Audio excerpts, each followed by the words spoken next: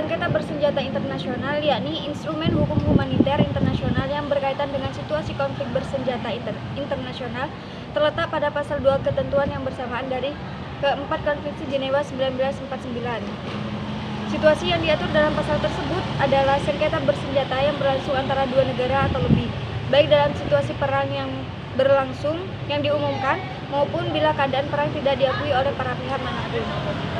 Status konflik bersenjata internasional diperoleh dari suatu fakta bahwa pertikaian berlangsung antara para pihak dari konvensi-konvensi Jenewa yang berarti haruslah berupa negara. Dengan demikian, maka menurut doktrin tradisional, konsep konflik bersenjata internasional hanya melibatkan negara-negara. Pada tahun 1977 dilaksanakan konvensi diplomatik yang kemudian menghasilkan dan protokol tambahan konvensi Jenewa 1977. Penjelasan mengenai istilah bangsa atau people yang dimaksud dalam pasal tersebut dapat ditemukan dalam komentar terhadap protokol tambahan 1 dan 2 yang diterbitkan oleh ICRC. Terdapat beberapa kriteria bagi suatu kelompok masyarakat agar dapat disebut sebagai suatu bangsa, yaitu apabila berada dalam suatu wilayah yang memiliki persamaan bahasa, etnik, dan budaya.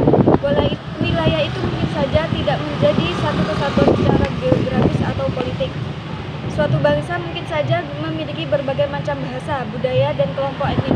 Faktor yang penting dari suatu bangsa adalah persamaan dan keinginan secara politis untuk hidup bersama sebagai suatu bangsa, yang umumnya dilatar belakangi oleh faktor sejarah. Kemudian, sengketa bersenjata non-internasional. Sejumlah perjanjian mengenai pengaturan, pelanggaran, dan pembatasan senjata tertentu pun berlaku dalam situasi konflik bersenjata non-internasional. Selain itu, hukum internasional kebiasaan pun memainkan peran yang sangat penting oleh karena itu terbatasnya jumlah perjanjian internasional yang mengatur jenis konflik ini. Piotr Ferry berpendapat suatu konflik non-internasional didirikan dengan pertempuran antara anggota angkatan bersenjata suatu negara dengan perlawanan dari sekelompok orang atau pasukan pemberontak. Bagaimanapun juga, suatu konflik di suatu wilayah negara antara dua kelompok etnis dapat pula dikelas sebagai konflik bersenjata non-internasional asalkan konflik tersebut memenuhi syarat yang diperlukan seperti intensitas konflik, lama atau durasi konflik, dan partisipasi rakyat pada konflik tersebut.